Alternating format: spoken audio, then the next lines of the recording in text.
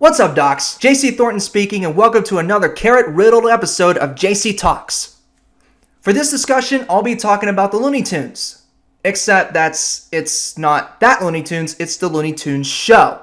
Now, this is one of the Looney Tunes series that is the most discussed about, completely covering over the other shows like New Looney Tunes, Lunatics Unleashed, Duck Dodgers, Looney Tunes cartoons, and also including the original Looney Tunes in the attic.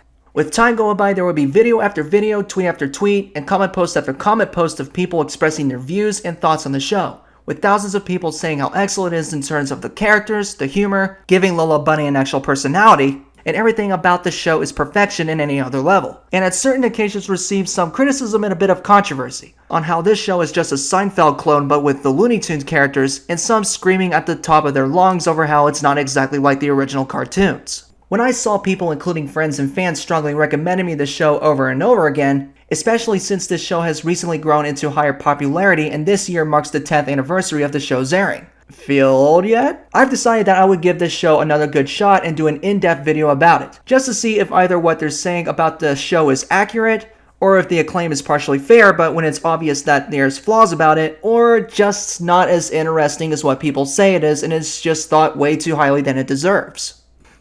Well, in this video, I'll be going over the history of the Looney Tunes show. I'll also be talking about the good, the mess, and the despicables, and how I feel about the show overall. So without any further ado, let's rock and roll!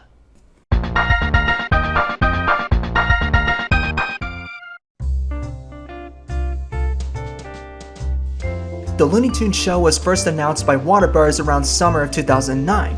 Though around then it was visualized as Looney Tunes Laugh Riot. Unlike the final product to depict the show in a sitcom formatted style, Laugh Riot was going to be rooting for being similar to the original slapstick formula of the Looney Tunes that ran from the 1930s to 1969. It was later shelved due to the executives expressing their distaste on the concept, consequently laying off some of the production artists and designers working on Laugh Riot. The genre was swapped into the sitcom setting, which would later become the Looney Tunes Show, making its official debut on May 3rd, 2011 on Cartoon Network. The show revolves on Bugs Bunny and Daffy Duck, who are roommates living in the suburbs with neighbors and the other Looney Tunes characters, mainly including Porky Pig, Speedy Gonzales, Yosemite Sam, Lola Bunny, and Tina Russo. The rest of the Looney Tunes included in the series were given supporting and minor roles. The series has limited slapstick with visual gags, but instead more adults situated with employment, rooming, and love connection interactions. The Looney Tunes characters also got a design makeover by Canadian artist Jessica Barutsky, who's also known for developing the 2016 cartoon adaptation of Bunnicula for Boomerang, and would later work as a director for some later episodes of The Loud House on Nickelodeon. Jessica worked on the designs on a span of 2 years into the show's production. The initial production designs were used for the Laugh Riot pilot until they got redesigned once again for the final product of the Looney Tunes show. Typically, the first public reaction of the character designs was judgmental, with notorious examples such as Cartoon Brew labeled the designs as embarrassing, and that it isn't the caliber of work one expects from a professional artist. Jessica's reaction to the criticism was that she wasn't prepared for the negativity and how it was hard to see such hatred, but would also argue that the original Looney Tunes designs were intended for an adult demographic, and it's time for a new generation to meet the characters. She said that a fresh new look for the characters is the only way to keep the characters evolving. Chris Robinson also noted that the impact of the Looney Tunes has on fans is indelible, and that fans are not open to change, as they would become so attached to iconic characters like the Looney Tunes that they refuse to cut ties. The show also consists of its own share of segments for each episode, such as the CGI Wile E Coyote shorts that were produced by Israeli 3D studio Crew 972, which were discontinued following the second season, and the Merry Melodies music videos, which were featured midway through some episodes of Season 1 and at the end of most episodes in Season 2, replacing the 3D Road Runner and Wile E Coyote cartoons. The show was developed by the executive production duo Spike Brandt and Tony Cervone, who's had prior experience with the Looney Tunes shows since the early 1990s. They were also known for developing Duck Dodgers, which was released around 2003. They commented on the show's production that the Looney Tunes are part of the sitcom world, and the idea of Looney Tunes not being involved in the crazy slapstick situations were on purpose. They also somewhat disregard the potential reaction from the Looney Tunes purists while also not expecting to be surprised, stating that they know people love the Looney Tunes and some may be critical when you do anything different with the characters and that they're willing to take whatever reaction they get, while at the same time, it doesn't revise their perspective on the subject matter. The primary writers of the show were the Groundlings alumni Hugh Davidson and Rachel Ramrus, who's had experience on working on shows such as Robot Chicken and later Mike Tyson Mysteries for Adult Swim.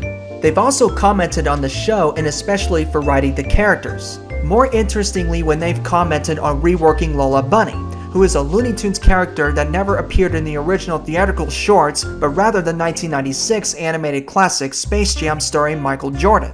When they were asked about their writing style on Lola, they embarrassingly replied that they never actually seen Space Jam. Despite being unfamiliar with Space Jam itself, Rachel Ramrus commented saying that their take on Lola is nothing like the Space Jam iteration because they felt the depiction just wouldn't work for the show while showing no jabs. She commented that she and her colleagues knew the Saturday Night Live comedian Kristen Wiig to give them the ability to write to her stability. The Looney Tunes Show aired on May 3, 2011 to 2014. It concluded after 52 episodes and 2 seasons during its run, and that the show would not continue with a 3rd season to typically pursue other Looney Tunes projects such as Wabbit and onwards. As rumored by a Toon Zone member, the show in the first place was meant to have 52 episodes and 2 seasons, so that the show can continue to run daily on Cartoon Network. The post was later deleted. It was also met with a direct-to-video movie Looney Tunes Rabbit's Run released in 2015, with the Looney Tunes characters reprising their Looney Tunes Show personalities and designs, though it serves as a standalone movie and not a direct continuation of the show itself. So now that you've got to know about the history and making of the Looney Tunes Show, it's now my turn to express what I feel about the show overall. I'll be expressing the good, the mixed, and the what a maroon parts of the show, and then explain how I feel about the show altogether. So firstly, let's start with the good. I cannot go wrong about the voice cast for this show. It's fantastic. The show features the voice talents such as Jeff Bergman voicing Bugs Bunny and Daffy Duck, Bob Bergen as Porky Pig, and Maurice LaMarche as Yosemite Sam. It also featured other voice acting veterans like Jim Cummings, Rob Paulson, Jess Harnell, Eric Bauza, and most importantly, the legend herself, June Foray, as the voice of Granny, which marks the final time she's voiced the character before her passing in 2017. The show also features a few celebrity voice talents of Kristen Wiig, Fred Armisen, Jennifer Esposito, Jim Rash, Katie Mixon, etc., but they will not be covered in this part yet. That'll be for a later segment in this video. Jeff Bergman is one of the earliest voiceover replacements of Bugs Bunny and various others since the death of Mel Blanc in 1989. Then 29 to 30-year-old Bergman made his official debut as the voice of Bugs Bunny and Daffy Duck in the TV specials Cartoon All-Stars to the Rescue and the Earth Day special, and would later voice the characters in bigger productions starting with Box Office Bunny around 1991. Bergman was given a major performance in the show as the voice of Daffy and Bugs. His voice execution for the characters were a slightly different approach compared to his previous roles with the characters a while back. He voices both Bugs and Daffy, who are major protagonists of the show, and he also gave additional voices. Bergman still delivers a similar wit of the characters as he did back in the 90s and is also spruced out a lot further in this show. Do you want to sound cool, or do you want to win? I want to win! Well, then we need a new strategy. In the next round, whatever you're about to say the opposite. That's a great idea. I mean, that's a horrible idea. Bob Bergen plays the voice of Porky Pig in this show. Outside of Mel Blanc, he's the second most known voice of Porky Pig and even Tweety Bird since his voice debut of the characters around 1990. Just like Jeff Bergman for this show, his voice performance also has the wit and charm nearly identical as Mel Blanc. I told you I didn't want to mess in the car. It's not my fault. There are no cup holders. There's a cup holder right here. This is also his biggest TV role of the character since Duck Dodgers around 2003. He became one of the top performers of the show, clearly ranking in 2 nominations for his performance of Porky Pig. And honestly, judging by his acting of Porky in this show, is kind of the same feeling I've had with his other roles of the character prior. He does the character impression pretty well, and especially for this show's give and take on the character may be one of my favorite Bob Bergen performances of the character by far. Maurice LaMarche plays the less aggressive role of Yosemite Sam in this show, and while his performance was different in terms of the personality itself, the voiceover style remained true to his character while maintaining a different approach. Sorry it took so long. Wound up taking a long bath after the quick shower. I won't bother you again. Maurice is yet another voice actor who's one of the top tier of the show, who won an award of being the best male vocal performance in a supporting role, and I would definitely agree and give props for. Other additional voices were recurring and minor, but the most memorable ones in my opinion would have to be Rob Paulsen and Jess Harnell, who are the voices of Macintosh in the show. Both voice acting together marvelously actually gave me similar vibes to how they would interact and deliver their talents as Wacko and Yakko Warner from Animaniacs. It's always fun to see these two perform together. Eric Bauza is yet another good voice artist who delivered his take on Marvin the Martian in the show. His performance on the character is spot on and energetic, with one of my most favorite parts of Marvin in the show was one of his Merry Melodies shorts, I'm a Martian. Not only he could deliver his fantastic voice talents to the character, he's also a skillful singer while singing under the character's impression. He was also awarded twice for his performance of Marvin the Martian. Last and not least is the magnificent voice talent performance of the late and legendary June Foray as the voice of Granny. This was her final performance on the character before her passing in 2017, and honestly, her portrayal in this show is one of the strongest ends on her take of the character. Her voice portrayal shouldn't have a proper explanation. All I can say is, if it's June Foray voicing the character Granny, it's just fantastic with no doubt. Her take on the personality is very sweet and spunky, and my favorite part about her portrayal in this show is in the episode Eligible Bachelors, in which we see Granny bidding Daffy Duck 25 cents in order to clean the attic.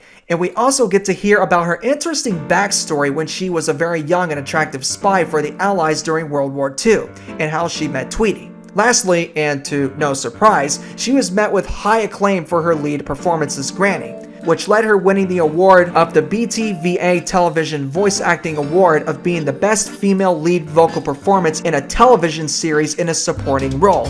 And it's very well deserved. The next fantastic thing about the Looney Tunes show would have to be the dialogue. The most important advantage for sitcom formatted shows, with each episode ranging around half an hour, is of course the spruced out communications. While in the original run of the Looney Tunes also had great dialogue and jokes in spite of primarily being slapstick comedy, the Looney Tunes show had more dialogue and gave the Looney Tunes characters a bigger opportunity to interact with each other and have lengthy conversations. That also gave them the advantage to see the characters spruce out their traits and personalities even further as minutes and episodes would go by. While this may not always be the case for all of the characters of the show, and especially for the ones that were given minor roles or small screen time, the major characters such as Bugs and Daffy had the ability to give them more development to their characters by seeing them how they interact with the other main characters as well for the recurring ones. They would also have the ability for the audience to better understand their personalities, emotions, and expressions while having the screen time. While some may feel odd and overwhelmed about the addition of giving the Looney Tunes dialogue when it was thought that the point of these characters having little chitter chatter and more of harming each other, but that's not entirely the case. Most of the original shorts of the Looney Tunes was not always slapstick situations entirely happening. In most parts, it was also lots of dialogue and interaction with the characters, along with some storytelling before they get to the exciting part, which is slapstick action. However, the original shorts had shorter dialogue and interactions because the runtime duration of each of the cartoons were around 7 minutes long. I guess the little to no dialogue would only make sense if they were mainly referring to the Road Runner and Wile E Coyote shorts, except for the Road Runner saying his signature catchphrase and Wile E holding up a speech sign whenever he has something to say during the segment. Regardless, both of the shows have lots of dialogue, while at the same time it may not always be the case in certain scenarios, like for the Road Runner Coyote segments in both incarnations. Lastly, another great advantage I would have to give this show credit for is the storytelling with plot lines for each episode.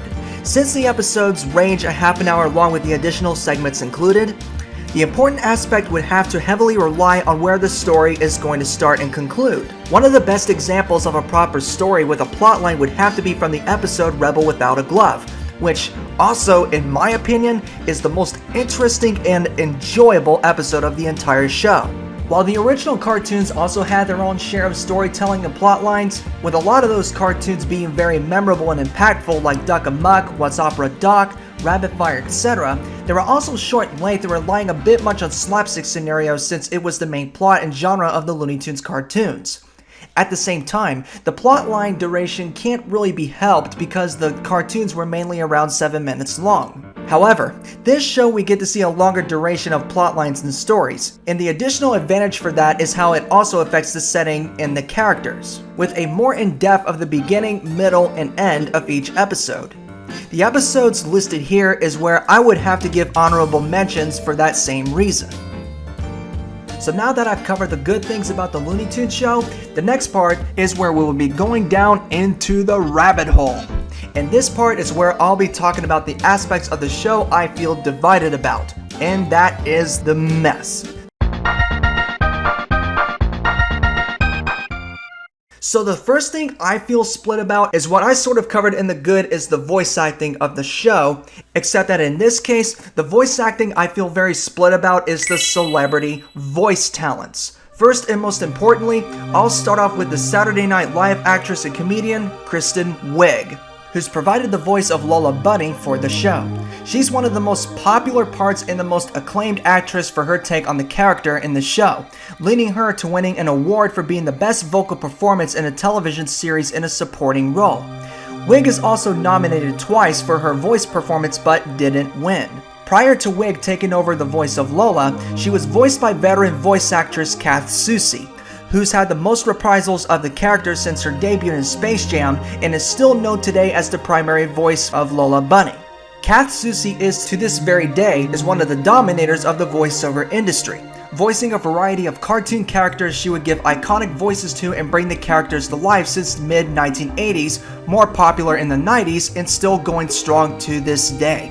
She's a very talented voice actress who's charming, energetic, and even has a wonderful sense of humor. She's also had memorable roles outside of the character Lola Bunny, such as comedic roles as being the voice of Phil and Lil from Rugrats, some more serious roles as Sally Acorn from Sonic the Hedgehog Sad AM, and even had voice roles in Looney Tunes related productions, most memorably Fifi La Fume from Tiny Toon Adventures. Back then, Sousie's primary take on Lola Bunny was high-pitched and energetic with a charming twist. The best example would be her performance on the character in the commercials, video games, theme park attractions, and mainly new Looney Tunes formerly known as Wabbit. Now, if I'm gonna win this car race, I'll need one thing. A car! Fast forward to the Looney Tunes show where she was voiced by Kristen Wiig. She was given a major role of not only herself, but the character of Lola, and her take on the character is vastly different compared to how Lola primarily sounded. Wiig's voice execution in this show is somehow similar depictions she would use on Lucy from the Despicable Me movies, which in my personal thought is a slight interesting detail as it reminded me positively of her voice work in the aforementioned role of Lucy and even Rough Knot from How to Train Your Dragon. My personal thoughts on Kristen Wiig's take on Lola Bunny is that in terms of personality and emotions, I would have to give props for making it stand out and have a better understanding on the concept of Lola's character. However, in explanation of her voice delivery to the character herself, the way how she provided the voice for Lola is really, well, off. While we get to see a lot of dialogue from the character, the problem with Kristen's voice was that she wasn't really attempting to give her a distinctive special voice for the character or even try to have the same charm as Lola primarily sounded, but rather instead being a lot more of being Kristen Wiig herself and not being Lola Bunny. Do you like this movie? I love this movie. Oh, it's so sad, but like uplifting too. It's like a feel-good movie. A sad, feel-good movie. It's funny also, and scary. Oh, this is the best part. Oh, no wait, this is the worst part. Oh, I hate this part. Oh, I have to pee. And to me, especially for voiceover work, is problematic and not so interesting or original.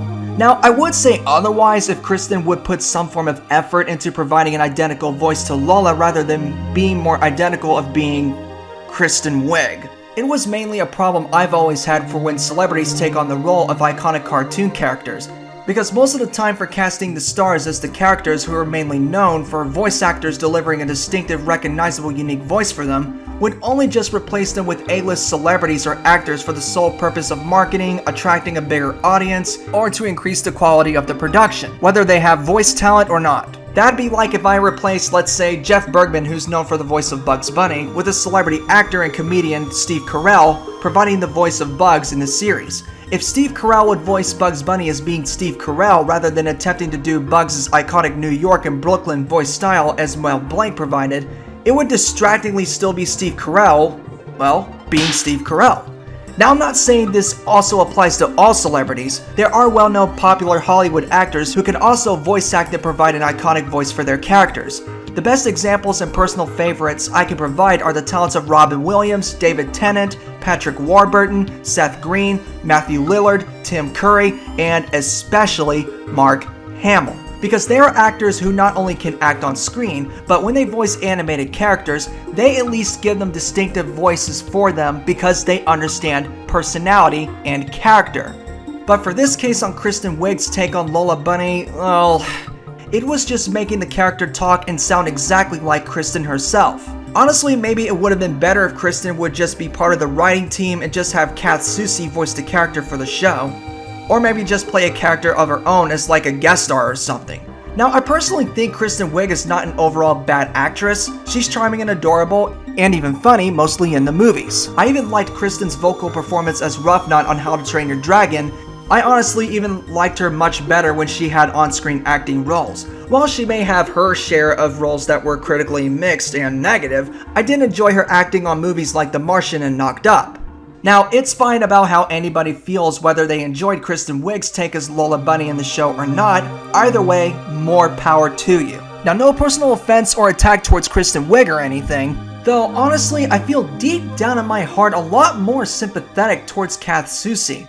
Mainly because the character of Lola, I felt she's really gone through hell by repeatedly getting replaced in favor for a celebrity and nearly never getting the perfect chance to live up to her full potential. Now, while it is true that Kath has been partially replaced with other voice actors such as Britt McKillop for Baby Looney Tunes a while back, and some may also mention Jessica DeChico for Lexi Bunny from Lunatics Unleashed, but that honestly doesn't really quite count. If they kept Kath as the voice of Lola Bunny for this show with the same direction, writing, and the major role she was given, it really would have been a huge improvement for her take on the character, especially for how Lola was portrayed in the show. Because rather than giving her a good chance, she was instead got booted from the role in favor of a celebrity for marketing or whichever reason. Yet, despite that, she would at least come back to shine the character a lot more in New Looney Tunes, and it was exciting and magnificent, leading to a brighter future for her and the character. I was also hoping for Kath to take on the role as Lola once again for the then upcoming movie Space Jam: A New Legacy, because Lola Bunny was given a much bigger prominent role in screen time compared to the first Space Jam. It was initially announced Soucie will be reprising the role very excitingly, making it another fantastic chance to shine her take on the character since New Looney Tunes.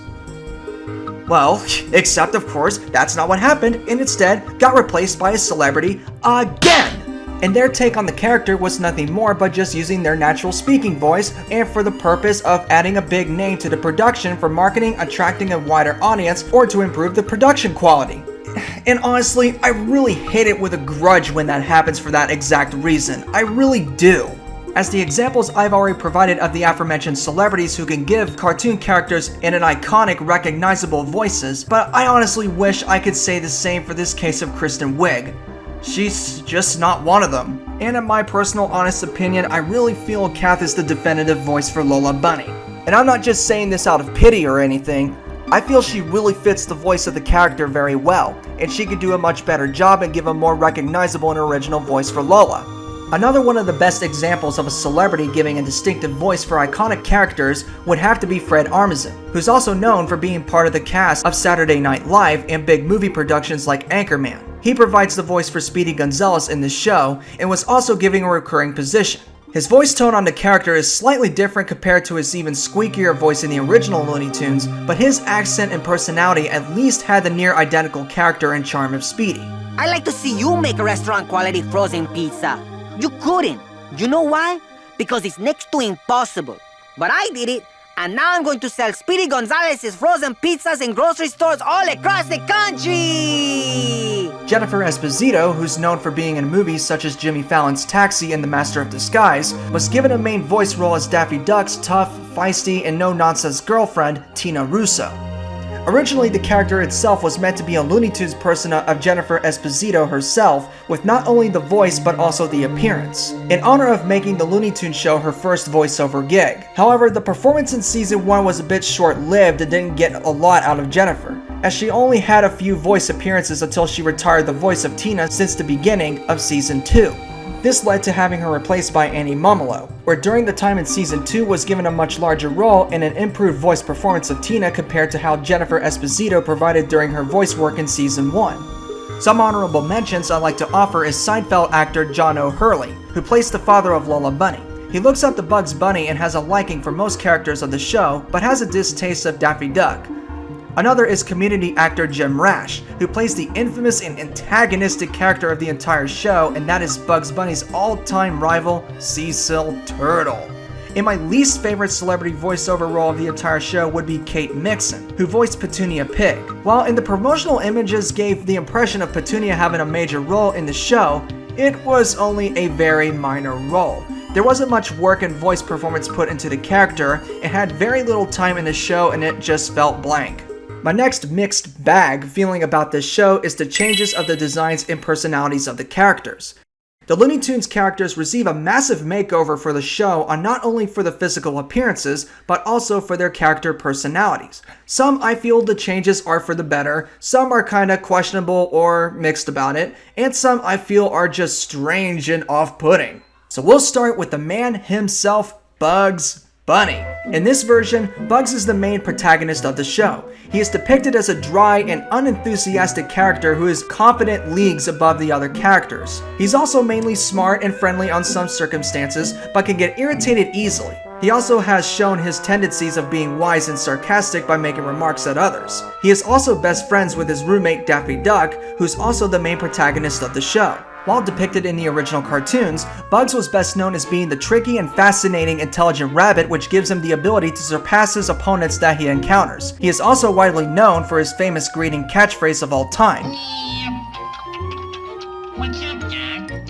He was also clever and overpowering to anybody who has the unfortunate nerve to cross his line, famously including Elmer Fudd and Yosemite Sam. Bugs was also known for being the winner of the feuds with the antagonists, and at other occasions can be the loser in situations such as his confrontations with Cecil the Turtle. Despite the advantages, he's had his share of character flaws notoriously when he gets attacked by the bad guys while minding his own business, which would drive him into a fit of rage declaring revenge. He's also notable for his fourth wall breaks about a specific situation, description, and ending line before fading to black. The interactions between him and Daffy Duck were famously depicted as rivals, but ironically would later become tamer and friendlier in further cartoons.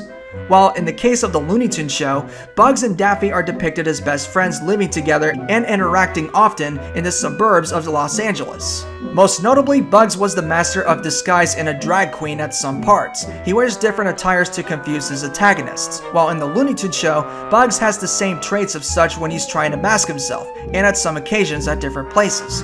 Bugs' physical description in the show is slim and tall, wearing his signature gloves with a variety of fur colors. In season 1, he appeared as purple and grayish, but was later reverted to his gray fur he was primarily known for in season 2. Bugs in the original went through drastic changes over the years since his debut, but didn't reach his signature appearance until the late 1940s and onwards, where he depicted as much taller and expressive, along with some fluff on his cheeks and some hair, and also including his signature white gloves, with more detailed style compared to his Looney Tunes Show depiction. My point of view on Bugs' personality and appearance in this show is somewhat divided. I will not be counting the spruced out screen time and the depth of their personalities, as they were already covered in the good segments of the Looney Tunes Show. This is where I comment on their overall characteristics and appearance. Some parts of his character manage to have similar essence as he was primarily, such as the times where he can be intelligent and clever. There are also instances where he plays his famous disguise gags or become a drag, and while he used the gags in the original cartoons to trick and fool the antagonists who were hostile to him. And while he gets annoyed very easily, he can also be spiteful for retaliation at a whole bigger level if taken too beyond. You know, you cross his line, It means war. Those were the vibes I can absolutely feel out of the character when I see Bugs Bunny. However, the rest of his characteristics I have complaints over. One instance is that he could be too irritated, especially by how he interacts with Daffy and Lola, although can be relaxed and stable at certain times. Most of those scenes with the two were very awkward to watch. There were instances where he could be a little self-centered, like the time in the episode The Shelf. He would only pay for someone to put up a shelf if he's skillful enough to win a Nobel Peace Prize, but the situation crashed hard, which was one of the times I felt it just wouldn't feel right for the character. Now, it is accurate that in the original cartoons, where he would face off with Cecil, for example, he would get egotistical and angry over being beaten and outsmarted by a slow and absent-minded turtle, but those were situations where you kinda just feel sympathetic for the rabbit himself. My last complaint with the personality is that he would have traits of being very foolish, such as the time where he thought prison was a dream vacation for him, and his beliefs of Taz being a dog, and it really felt to me very off for Bugs. Overall, I found his character to be interesting at some aspects, but just felt average, yet awkward in some parts.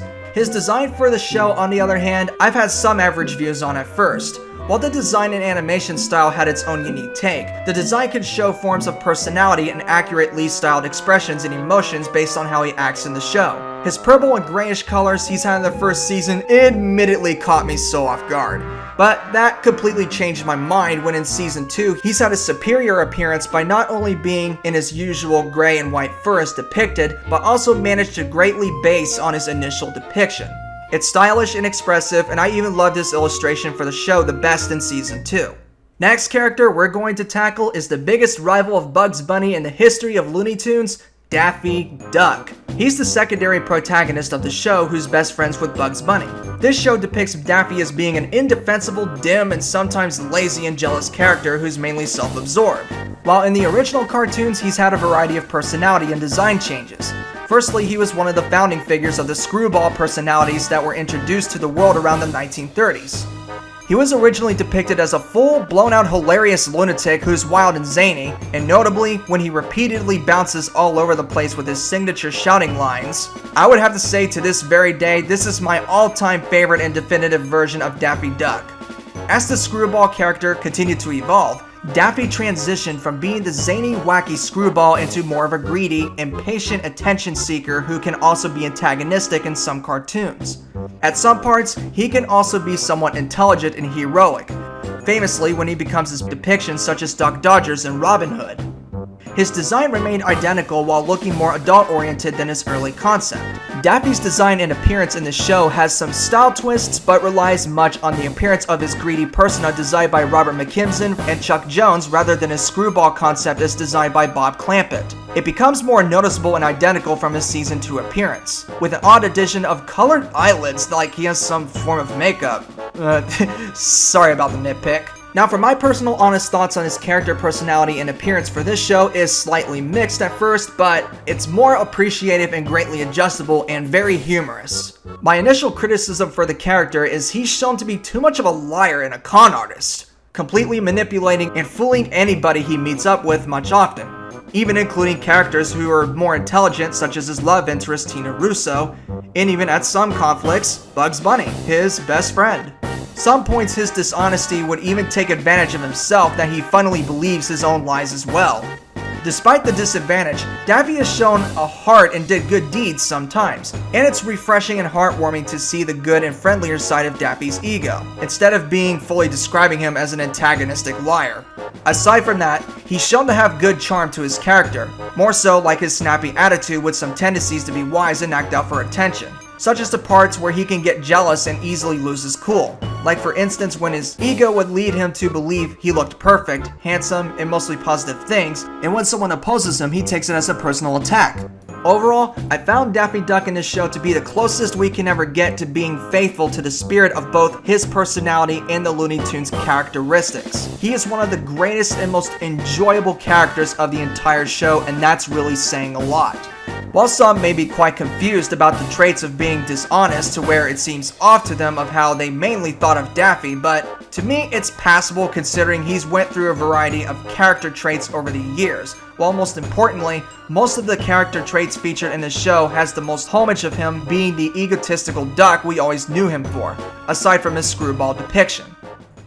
Next character I'm going to cover is the famous stuttering swine, Porky Pig. In this show, he plays the tritagonist role, being lighthearted, smart, and of course, his famous character trait of stuttering whenever he talks. He also is a primary friend of Bugs and Daffy. There are rare occasions where he would snap and show his aggressive side, but the reason for that is when he suffered from being tricked more so from Daffy Duck.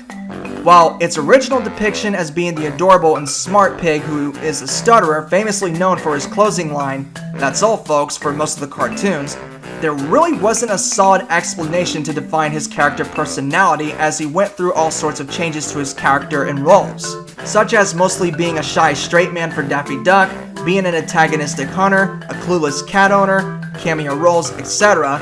He would later have much larger roles and definitive personalities in other series such as Duck Dodgers, and even for this case, the Looney Tunes Show. While Porky had the most reprisals of being more of a straight man, this iteration gave him a somewhat adorable and lighthearted approach, and I also would have to give the show props for also allowing him to make his character stand out and get a better understanding of his feelings and emotions, kind of like how I felt about his character was played out in Duck Dodgers. My teeny complaint with the character is that he could be a little spineless, but it was simply because of how he was used by Daffy's acts of lying and manipulation in the show. And, you would just have to feel bad towards the pig. His design and appearance in the show also had changes in different seasons. In season 1, he appeared as a bright pink and pale with different proportions to his appearance, such as his legs being more pig proportioned than anthropomorphic, but also has his signature blue jacket and red blue tie. However, in season 2, he became more faithful to his later traditional appearance along with a twist of the style of the show. In the original, his design also had a variety of changes. His earlier appearance made him appear more chubby and pig proportion, while in later versions, he transitioned into being more anthropomorphic and more expressions, which led him appeared more iconic and stable than he was. I found Porky in this show fun, lighthearted, and passable, and he also may be one of my favorite characters in the show. It doesn't bother me that much of the changes he was given in the show, considering that Porky didn't have a default character. At the same time though, he could still at least remain true to being comedic, fun, and expressive like a Looney Tunes character, and for his portrayal in the show still has some of that charm, especially for when you get to see him gain superiority in season 2. There's one more big character I'll be talking about before I share my honorable mentions of the characters for the show. And this character is the most exciting and anticipating one to discuss about. That character is the beautiful, athletic, fun, and the charming Lola Bunny. She is a character who never appeared during the original run of the Looney Tunes, but instead in the more modern era, making her official first appearance in 1996. Some may mention Honey Bunny as being the earliest known conceptual depiction of Lola dating back towards the comic books and merchandise around the 50s and 60s, but that's irrelevant. Lola Bunny has a cult following as being a fan favorite and controversial from the Looney Tunes audience. Lola Bunny in this show is considered the most iconic and favorite version of all time, completely overshadowing and outweighing the appearances of other incarnations, including her debut in Space Jam by far. Acclaimed for her depth in her personality, most expressive and transition design, and most importantly having the wit and charm of being a Looney Tunes character. In this show, Lola plays the largest role compared to her other versions by far.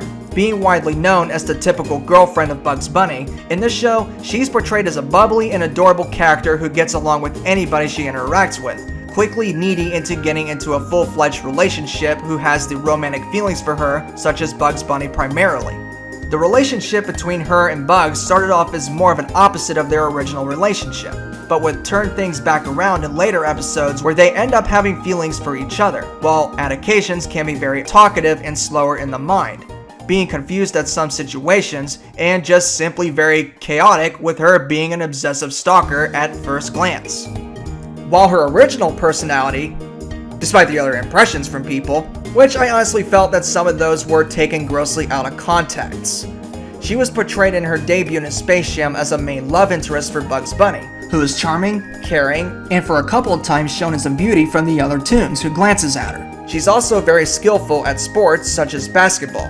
who's also strong-willed, who takes it to a whole bigger level when someone was unfortunate enough to call her doll, consequently overpowering her enemies. Similar to how you will sign your death warrant if you call Dot Dottie or Babs Bunny by her full name, Barbara Ann Bunny. However, in the movie she was given a minor role despite being her first major appearance. While she does have a personality in Space Jam, with small cases being humorous and expressive, while having fluid moments to her design and animation, the problem is there wasn't much shown out of her traits enough, which is understandable at some impressions, but friendly reminder that this was only her debut and was given a minor role in the movie. While it may not fully justify the overall quality of her character by some, but the common consequence is you can't really have a big chance to spruce out your character if you were only given a minor role. And if you thought that's, pretty much it from the original depiction of Lola Bunny, well, not quite. There's more to it to her than you think. Following her debut prior to the Looney Tunes Show, she would later make appearances in other Looney Tunes productions where she was given larger roles and depth to her personality, such as being a news anchor in Tweety's High-Flying Adventure, becoming a main character for some video games such as Looney Tunes Racing, and Bugs and Lola Operation Carrot Patch, and have her own main role in stories in the Looney Tunes comics produced by DC, where she also had characteristics of being strong-willed and athletic, but becoming more intelligent, witty, expressive, and charmful to being a Looney Tunes character. She was given her first large mainstream role in Baby Looney Tunes, where she would appear as an infant while still maintaining her athletic personality like she had in her debut, but tamer and more spruced out. Her appearance in this show is a drastic change from her original depiction. While still maintaining her signature fur color with some makeup, blonde hair, and loppy ears, she has a much different structure, appearing less feminine and more so similar to Bugs Bunny, along with having black pupils different from her initial blue pupils. She also wears a more modest attire by wearing a purple with yellow striped dress. Her design was, however, partially changed following season 2, where rather having her purple attire, it is swapped into bright blue and white stripes, along making her appearance more feminine, somewhat closer to her original depiction, but still has a bit of a blend of her season 1 structure. As Lola's appearance depicted prior to the Looney Tunes Show, her debut appearance has a blend of anthropomorphism and more so feminine, with more detailed fur, some makeup, eyebrows, a cottontail, and an attire where she wore a tank top with shorts. The design would go through tweaks shortly after her appearance in Space Jam, with her design appearing a more family-friendlier structure, while still maintaining a similar attire with an identical color match similar to Babs Bunny from Tiny Toon Adventures, and appearing slightly feminine.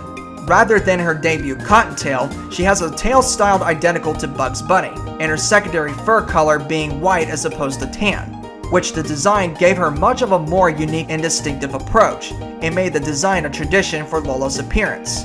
My overall thoughts on Lola Bunny in the Looney Tunes Show, I would have to take sides as one of the best parts of the entire show, placing third as my most favorite character before Porky and Daffy Duck. Sorry if it sounds unpopular. While this version is considered the best and most popular depiction of the character by far, some may even ask me on the other hand if I feel this version is the best Lola Bunny, which I'll answer right now. In terms of the amount of the immodest attire and the fleshed out personality, I feel this is indeed the most definitive version for that reason. However, in general, straight answer for that is obviously no. This version is not perfect. While I can't say without the shadow of a doubt that she is one of the best characters in the show, there's also parts of her characteristics and appearance I'm afraid are not my cup of tea either. While some parts it's accurate that Lola in her original depiction, especially for the time of her debut in Space Jam, had her share of disadvantages when it came to her character and design, well, in all seriousness, I would have to also say, so did her Looney Tunes Show version. I felt that her introductory and in most parts in season 1 of this show was a rough start for her, especially the moments where she developed an obsessive relationship with Bugs Bunny, leading her to act out on stalking him. Which those moments were funny sometimes, but honestly made me feel awkward and it was agonizing to sit through. I've also felt some parts of her talking rapidly can get a little too over to the top, where to the point I felt where she was more of being bothersome than humorous. There were impressions on the original depiction of the character being labeled as eye candy, but there were even instances of the Looney Tunes Show version being eye candy and sexualized as well. Example as depicted in the episode Double Date, where she tries to use her own charm on Daffy Duck. Another was in the episode Customer Service, where she would work her magic on Bugs Bunny. Some mentions may include the episode It's a Handbag, where she makes a notable appearance as Lara Croft from Tomb Raider. But that situation in the episode is partially justifiable since it was intended to be a parody. I can't help to make a quick compliment on that Lara Croft segment. That was awesome. Therefore, making the trait of being attractive, eye candy, or sexualized not too different from the two depictions. Aside from the problems, she still has some traits of being athletic and strong-willed in some episodes, but not as much as she originally depicted due to her cluelessness, making her easily distracted. But honestly, what really won me over for this character portrayal for the show is not just for the comedic moments. She's also shown to be very caring to her friends and family by doing anything it takes to make them satisfied, and I absolutely loved her show's depiction the best in Season 2 than how she was in Season 1. Rather than being more of a talkative, obsessive stalker, she's evolved into being a kind and helpful, energetic character who wants to make the others happy. She'll be willing to do anything to bring satisfactory and socialize as long as she wants with her family and friends. And especially her boyfriend, Bugs Bunny, which really transitioned my mind of her as being the most irritating characters into one of my most favorite characters on the show. Now, my thoughts on her design for the show is mostly adorable and has the modest structure and appearance to blend with the other Looney Tunes. At least for this show, it worked. And I wish I could say the same for the others. Though, at the same time, I felt her design in Season 1 looked a little like a Bugs Bunny recolor, but with the hair, lock ears, and dress, while it became less distinguishable since her redesign in Season 2. I personally think her original design has a more unique appearance than looking more like Bugs. I really do appreciate that they really want her design to blend well with the other Looney Tune characters, but they really didn't have to get rid of anything facial. Maybe I felt the facial proportions of her old design would make her more recognizable while still maintaining the body structure. To me, it can still work in terms of the style and expressions, but that's just me. My verdict for Lola's appearance in this show is that while she may have a struggling start, and could see why some would get bothered by her character, she would become one of the most valued players of the show by being a comedic and charming and interesting the more you watch her in further episodes. And especially when you get to her depiction in Season 2, which I highly recommend. I found this version of Lola Bunny in this show to be the most definitive in terms of the character development and wit in some aspects.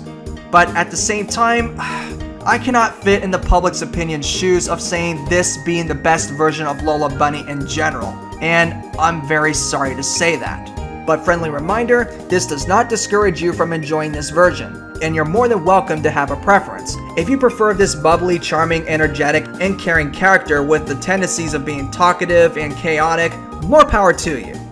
And if you feel this version is not really your cup of tea and prefer the athletic, strong-willed character who doesn't like to be called doll, as well for some other varieties as originally depicted, that's also fine and good, and also would not hurt if you feel that is your full honesty, even if you have nostalgic or guilty pleasure feelings for the version. But please try not to be persuasive with the opposers into liking the version they're not comfortable with. Lastly, if you don't prefer either versions but instead have a preference of every single version of Lola Bunny, well, I have news for you. You get a gold star for this because you're probably in the best position in this situation. My personal preference of Lola Bunny in general will always be Lola Bunny, because each iteration I grew up watching always made me take note of their advantages and disadvantages, leading me to grow more appreciative to their definitive skills and grow to like the type of the character they are. They have limits. I have a couple of honorable mentions of the versions of Lola Bunny. Firstly being in the DC Comics. This version I feel is criminally underrated. While still featuring her more initial feminine appearance, she was given a more expressive, energetic, adventurous, and humorous role, who most importantly has the wit and charm of being a Looney Tunes character. She works for a pizza company with her boss, who just like to give her simple tasks for the sake of his business, whom she delivers to the gods and supernatural entities, while in these scenarios would also get herself into trouble, but would get herself out of it planning it through. She's also one of the only known versions of breaking the fourth wall, much like some of the other Looney Tunes characters. I personally hope that someday there will be a cartoon adaptation of these comic stories, as they were very interesting and humorous. I am so there if that becomes a reality.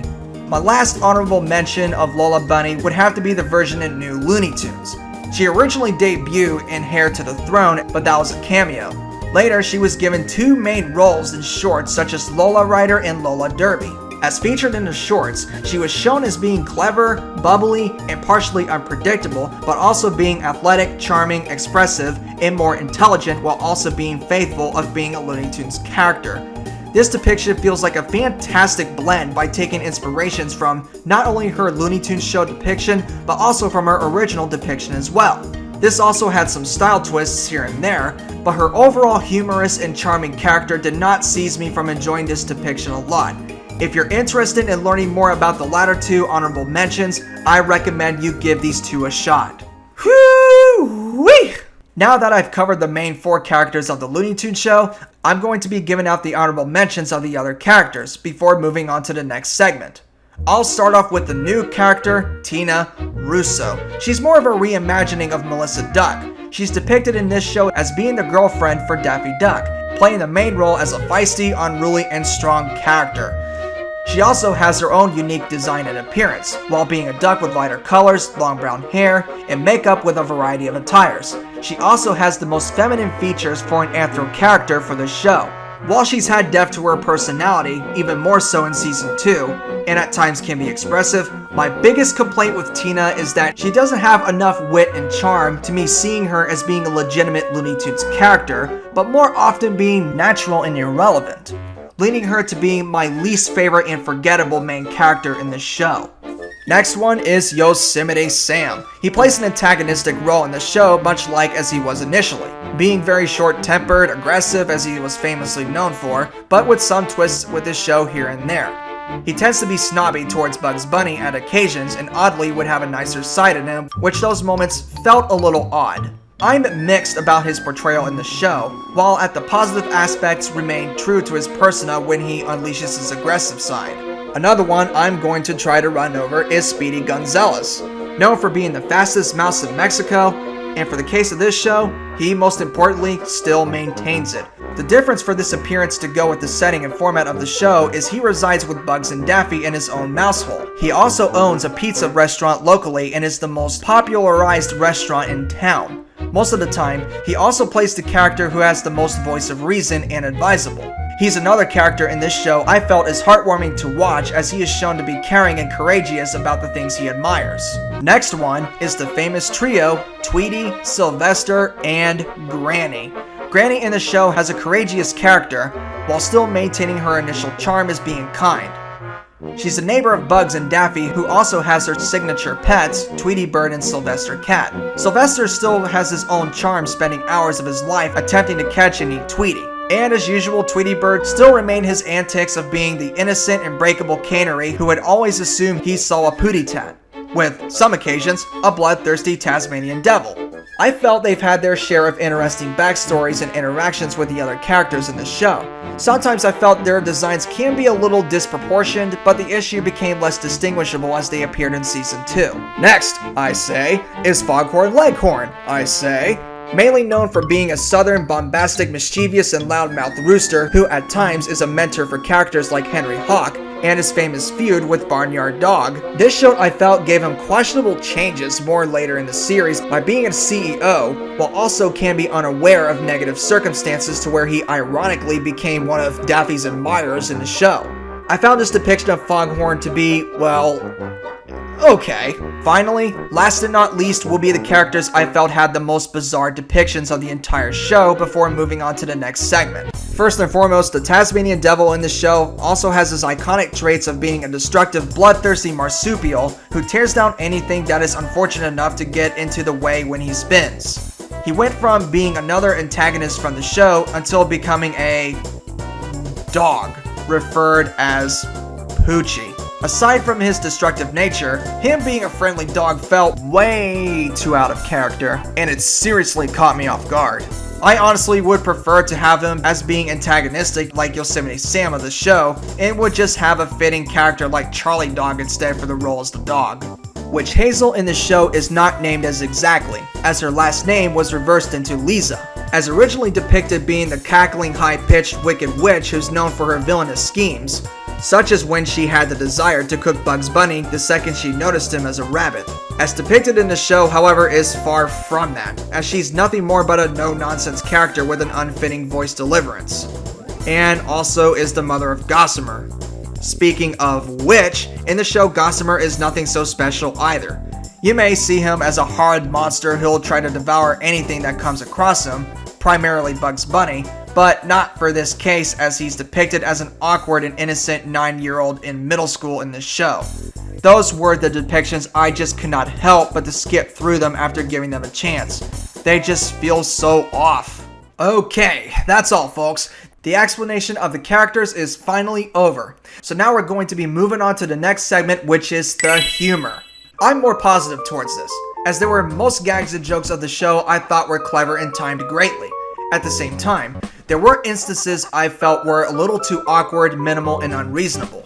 The humor had a more adult approach, while some points make relatable humor about the suburbs, being roommates, working at jobs, and relationships. The show also had visual gags and slapstick like the initial purpose of Looney Tunes, but my small complaint is those only happen occasionally and is not balanced. The humor overall is fun and entertaining at the timed moments, but sometimes can also depend on how the others see it.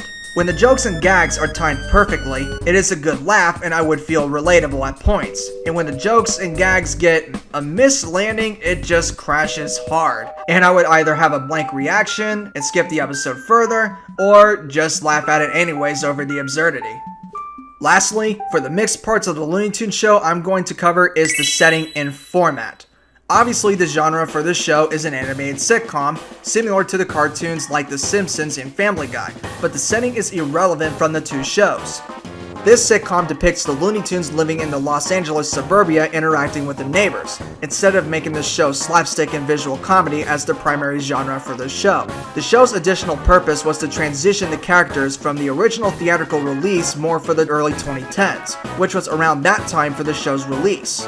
While some may complain about the Looney Tunes being in a sitcom-oriented environment would instantly feel off for them, but that's not entirely true, only if it's properly handled. There's nothing entirely wrong with putting the characters in a sitcom genre, and I can also say the same if the show is science fiction, action, crime/mystery, a thriller, or simply the basics. But that, more importantly, is dependent on how the genre is handled.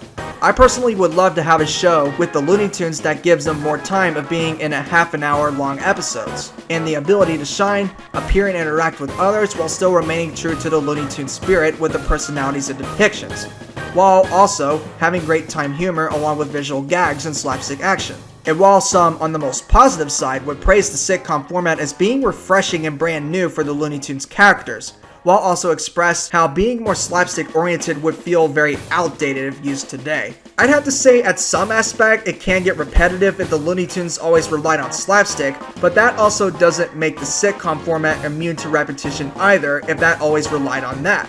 I partially may have to disagree of labeling the slapstick comedy and humor for the Looney Tunes outdated and old news, because most accordingly from the public opinion it has already been done multiple times after the original release, which I feel is not quite true. Yes, there were cartoons that had some similarities to their original run, but were only made a lot less frequently for tie-ins of family-oriented movies and in some cases television specials.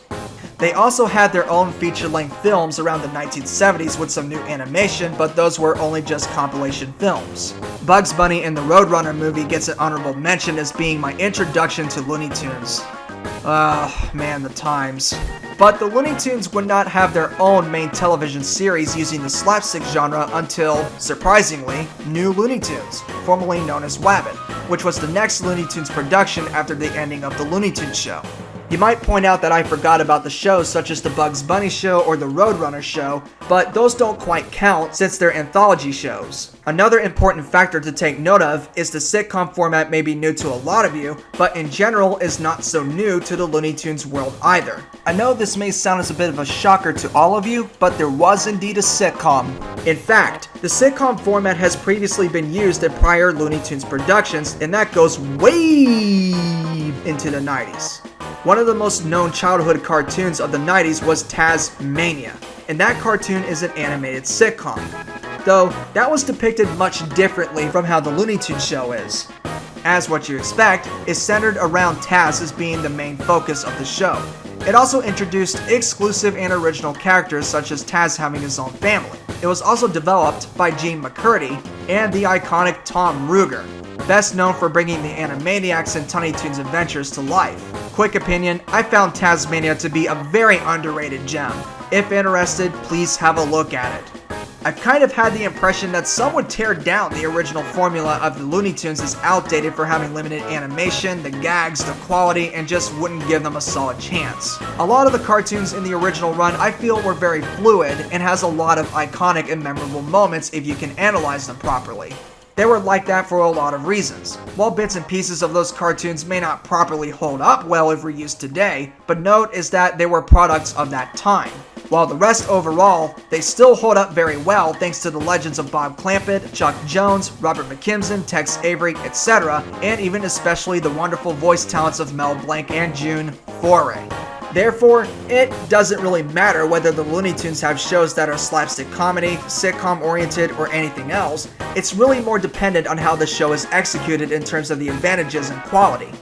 Sure, being the basics may not always mean it makes the show automatically enjoyable, but at the same time, it also doesn't mean it makes it instantly bad either. Some were handled improperly, and some were handled amazingly well.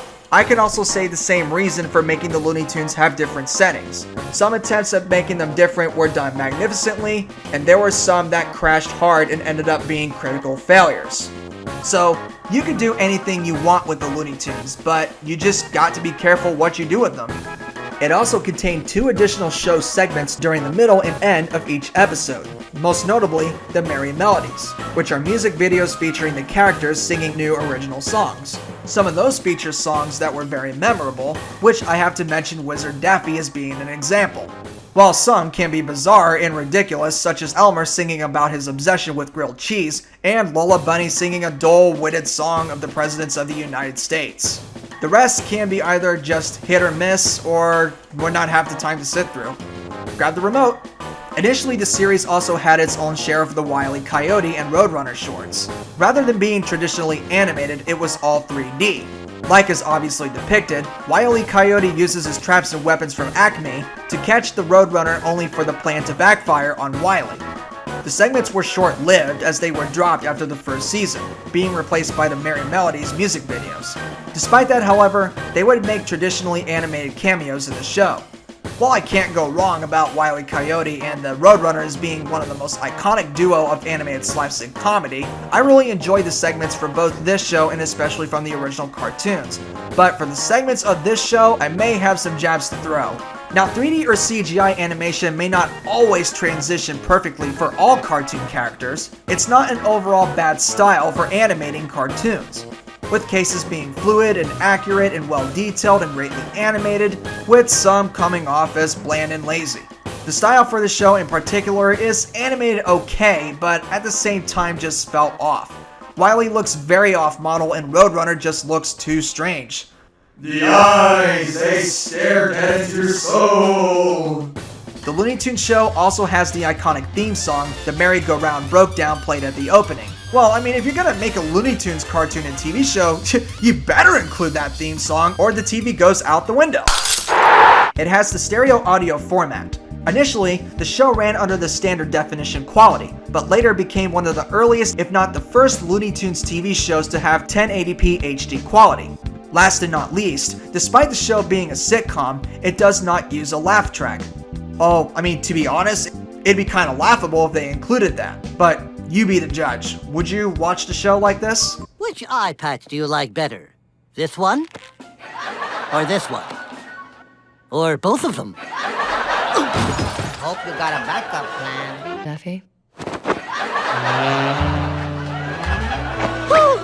Lola, what are you doing here? Did you ask that girl out? Yeah, I did. Alright guys, now this wraps up the mixed bags of the Looney Tunes Show, and this next segment will be the last one to cover before I share my verdict for the entire show. This is where we reach to the deep end of the rabbit hole, deep as the same level of the Marianas Trench, and I may warn ya, may be dark and scarier.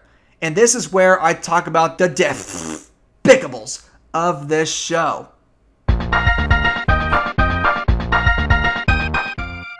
You know, I don't know. I didn't really find anything terrible or awful to make an explanation over. While there were instances I thought were odd, questionable, or something I felt uncomfortable with, but those reasons were already covered in the mess part. So I have very little and nothing flat out negative to discuss about. Except, however, there is one instance of the show which I have the most problem with, but just a disclaimer, is not my final overall judgment on the Looney Tunes Show. The despicable thing about the Looney Tunes Show would have to be the breakup of the Looney Tunes source material. Out of all of the other Looney Tunes incarnations and TV shows I've seen before had their share of slight split-ups of the source of the Looney Tunes, this show I felt had the most divergence of it. While some may mention Lunatics Unleashed as being the most diverged, I don't quite count that because the show was more of a departure of the Looney Tunes quality. I've honestly found that to be the biggest thorn on the show's side, and it distracted me the most. I understand that the main point of the show was attempting to be a new take on the characters while not trying to be like the Looney Tunes as depicted during the original theatrical shorts, but rather transition them into the modern environment with the sitcom format. And I respect that decision, I really do. There's nothing wrong with being different and giving these characters different approaches and twists, and it's not like it's something new as it's already been done before many times in the modern era. However, I have to also say that doesn't especially mean you have to break a lot of rules when using these characters. No matter what setting or genre you put these characters in, it doesn't quite run from the do's and don'ts of using these characters. Now, it doesn't have to be exactly perfect or close to it, as it's excusable to disregard bits of the regulations if certainly not necessary in a specific situation. But at the same time, the most important thing when working with any character of a series, especially the Looney Tunes, is remaining faithful to their descriptions. This show, I've done my absolute best to actually feel that charm of the Looney Tunes, but the show was so diverged it's like I'm watching more Seinfeld or The Simpsons rather than a Looney Tunes production, and I just couldn't get past that because it really takes away the charm of the Looney Tunes that were meant to be. I thought that season 2 would get a lot more convincing, and it somehow did, but just not entirely. Now, it is accurate that shows such as Tiny Toon Adventures, Tasmania, Doc Dodgers, and Sylvester and Tweety Mysteries, for examples, had their moments of splitting up the rules of the Looney Tunes brand, but the most important thing about these shows is what really won me over is they at least had more charm while being a different take on the characters. But for the Looney Tunes Show, it just doesn't quite hit the mark for me. Though, at the same time, it could have been a lot more disastrous.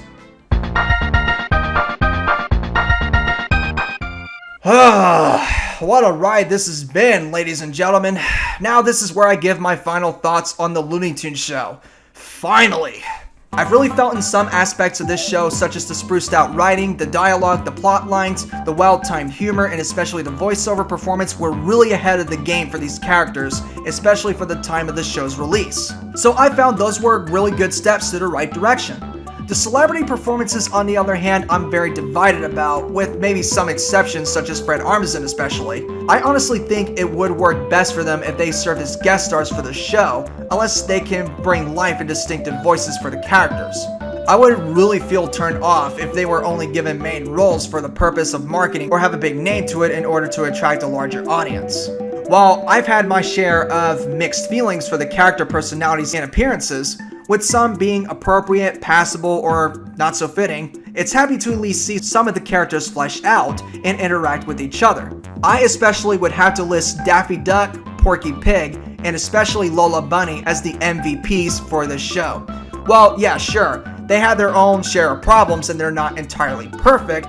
I feel those characters completely stole this show. And if I were to come back to watch the show again, those three would be the main reason for that. The humor, on the other hand, had a lot of good timing, while in some occasions can be awkward or unnecessary. The half-an-hour sitcom format for the Looney Tunes, I feel, actually fits greatly for them, as long, of course, if handled well. And the same applies for if they decide to go back to the basics of 7-minute slapstick comedy, once again, as long if it's handled properly as well. Lastly, I cannot really say this show gave me the charm of watching a Looney Tunes production. Like I already said, it was more of like watching Seinfeld. Leading to my final verdict on the Looney Tunes Show is... well, it's okay.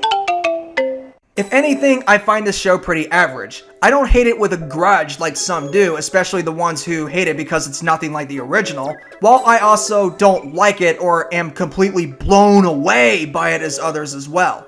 I'm very divided on the Looney Tunes Show for the aforementioned reasons.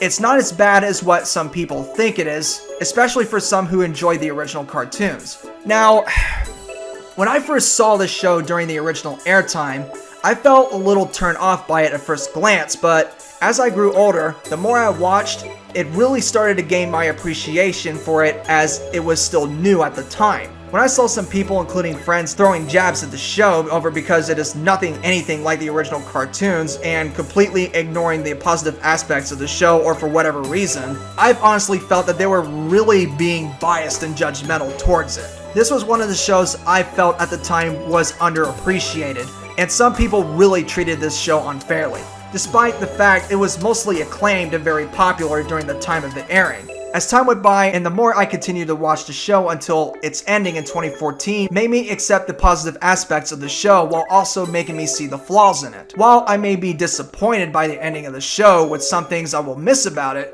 I kind of moved on and began to be more open to newer shows that lives up to the legacy of not only the Looney Tunes brand, and possibly take note of the good and the flaws the show had. While I was thankful that the show was attracting a much wider audience as time went by, with some people coming out to support the show with the good stuff but also taking note of the problems. I thought that was great to know that the show was in a stable position based on the reactions, but now when more were coming out until this very day to share their things where they were more overwhelmingly positive about the show rather than taking note of the flaws. Like, this show is a perfect version of the Looney Tunes and how it perfectly modernized the classic by not following the charm of the Looney Tunes itself, like it's a very commendable thing about it. It's gotten a lot larger recognition with so much positivity to where it seemed like it was overshadowing the other shows with potential. To me, personally, it transitioned my thoughts of this show from being underrated into leaning more towards being a little bit overrated now, but I don't want to dismiss the show for that reason, as I still stand by my verdict.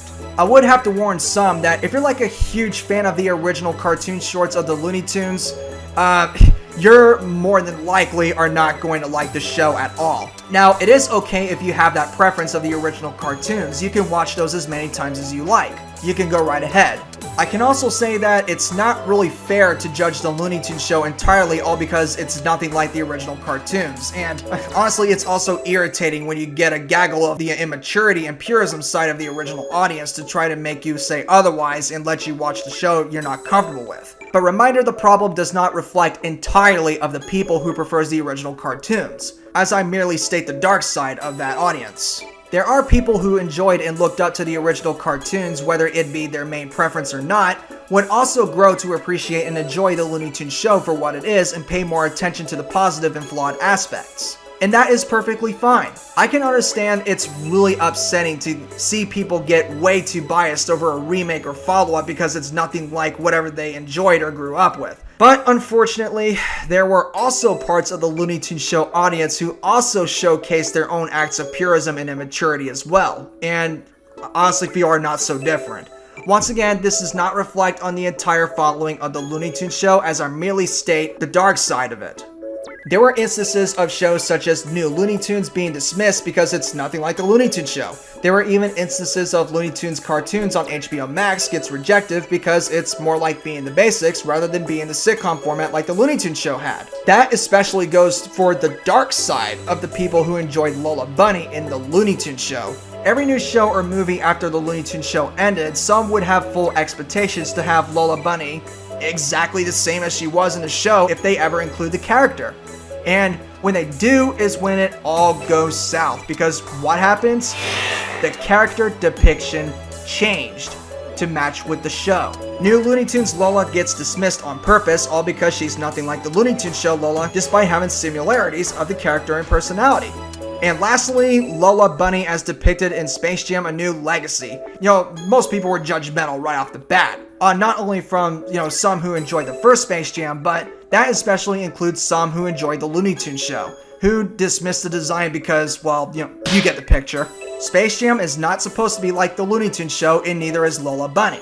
Even after the movie was released, despite being a critical failure compared to the first Space Jam, Lola's depiction in A New Legacy, at least in my opinion, is an improvement compared to how she was in the first film. It feels like they were really wanting to do something more with her original depiction, and I felt they did for this case. She was given a much larger role, her personality has more emotion and energy to her character, she still remained athletic, she has a more modest appearance to her design while still remaining the facial structure she had in the first film, making it somewhat blend more with the other Looney Tunes designs.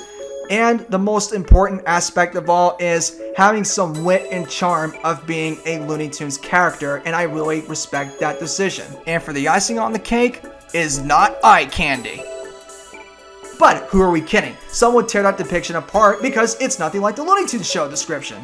If those specific types of people would dismiss something entirely because it's nothing like what they were depicted in the Looney Tunes Show, then I hate to say they're just as much as a problem as for the certain people who would dismiss anything entirely all because it's nothing like how they were depicted in the original cartoons. Anyways, point being, it's very upsetting and hurtful to see someone rip a reboot, remake, sequel, spin-off, etc. that you enjoyed all because they wanted to be exactly like anything on their behalf. Unfortunately, you will always get some people who will just be biased and sensitive and want everything to be exactly the same. But my best advice I can offer to you is just pay no attention to them, do not take them seriously, and just continue to enjoy the cartoon you love. That includes the Looney Tunes Show or any other further ones, and that even also counts on the characters too. Try not to let such opinions lead you into a depressive mood.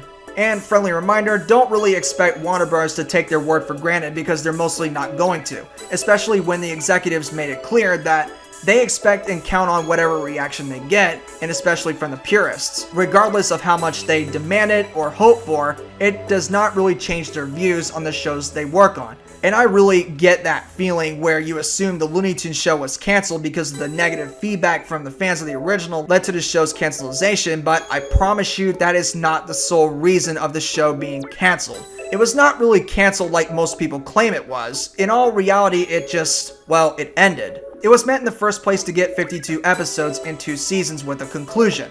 Like all shows, it has to come to an end eventually. And after that, the animation team at Warner Bros. Just put that show behind to pursue further projects.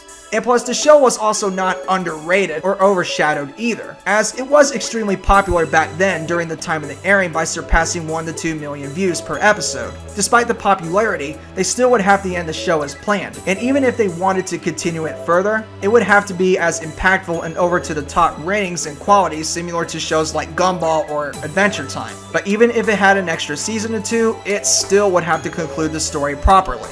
Lastly, while most things and elements of the show didn't quite work for me, I really do appreciate the Looney Tunes Show for at least trying to put the characters into the modern environment, and it's fun to keep seeing the characters continue to evolve as more incarnations go by.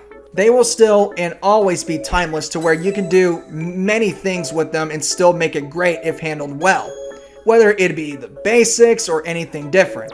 I did try my best to grow more into the Looney Tunes Show, and I overall really found it okay at best, but it didn't make me love it intensely or blew me away or say, wow, this is the greatest show ever, like most would react to. I just don't really find this a definitive show to modernize a classic, especially for the Looney Tunes. The Looney Tunes from the original run in general will always be the greatest cartoons of all time. And without sharing the same blood of the legends like Chuck Jones, Tex Avery, Mel Blanc, etc., it's extremely hard nowadays to replicate the same impact the cartoons had, whether you do something different or not. Any Looney Tunes production can overcome the limits. But to even compete with the original Looney Tunes would just get crushed by an anvil hard like it's nothing. And honestly, even if the Looney Tunes Show and other shows like New Looney Tunes cartoons, or any other future production somehow has the ability to surpass the original run of the Looney Tunes, even if it reaches to the perfection stage of the writing, character, personalities, etc., then I'm afraid to express that there may be nothing else left for the Looney Tunes to aim for in future productions, and it'd get repetitious quicker than you think. But please don't feel discouraged. You really shouldn't worry about trying to compete with the original cartoons, but, instead be more open to your own creative thoughts and ideas to bring these characters back to life while keeping them charmed, if you have plans on working with the characters someday. The Looney Tunes will always be known to me as the animated slapstick, visual, and comedic legends with expressive and fluid animation and art style. For the Looney Tunes Show, if you're open to seeing a very different take on the Looney Tunes characters or are interested in giving this show a shot for any specific reason, I definitely encourage you to give this show a good shot. But remember, it may not be for everybody, and it's okay if you're not comfortable with it as long as you give it a good chance. And while I feel the Looney Tunes Show is not a fully good fit for being a Looney Tunes reboot or to modernize a classic, I'll share my example of what's the most definitive and proper show to reboot or remake the Looney Tunes. I have to hand it to the Looney Tunes cartoons on HBO Max as being the most prominent and definitive show to make a Looney Tunes reboot and to modernize a classic. It's an animated series developed by Uncle Grandpa creator Peter Braungart. While this series has the basic formula of the slapstick comedy from the original run, this show is given a unique, expressive, and comedic approach to the characters, with a variety of updated designs, art, and animation style used in the segments transitioned into the 2020s, with so many other iconic characters returning to the screen for the first time in a while. This is definitely the series that is the most faithful to the Looney Tunes spirit. While some may feel the show relied much on outdated formula or nostalgic purposes, but after giving this show a good chance, I'd have to say otherwise. While it may feel off at some aspects, this is the kind of Looney Tunes show that has the comedy, the slapstick, and the visuals done right for the modern times. And they've really put so much heart and charm into not only the quality, but also for the characters. It's even more exciting for me, especially when you get to the cartoons with Daffy Duck, maintaining his screwball depiction based on Bob Clampett. It even has its own specials at occasions. It's also more interesting to see this as being one of the earliest shows to support HD 1080p format and even Dolby Digital 5.1 surround, with a running blend of episodes and shorts, with each episode being a half an hour long but with a compilation of fresh new batch of animated shorts. I highly recommend you give this show a watch if you're interested, whether you're fond of the original run or not. It's a fantastic and unique take on the characters with beautiful visual and animation, great gags and jokes, and overall a fun experience. And that's finally it, everybody. Thank you so much for watching this video and review of the Looney Tunes Show. And I want to wish the show a happy 10th anniversary. Please do not forget to like, comment, subscribe, share the video if you like, and feel free to share your thoughts on the Looney Tunes Show. Have your own take of the good, the mess, and the despicables if you want. Whether you agree or disagree with some of my views on the Looney Tunes Show, it's all fine and good as long as you're respectful about it. Please make sure to keep it respectful, and especially for the love of God, please no heated debates on which version of Lola Bunny is the best. That's gone on for way too long, and if it were to end today, it just wouldn't be soon enough. And if you do it anyways, well, here's something better to keep you in control. Don't hate, appreciate. I hope you enjoyed this video, and if there's another Looney Tunes cartoon you'd like for me to cover in future episodes, please feel free to let me know, and I'll maybe consider accepting your request when I make another episode. Thank you all so much, ladies and gentlemen. See you next time. Rock and roll!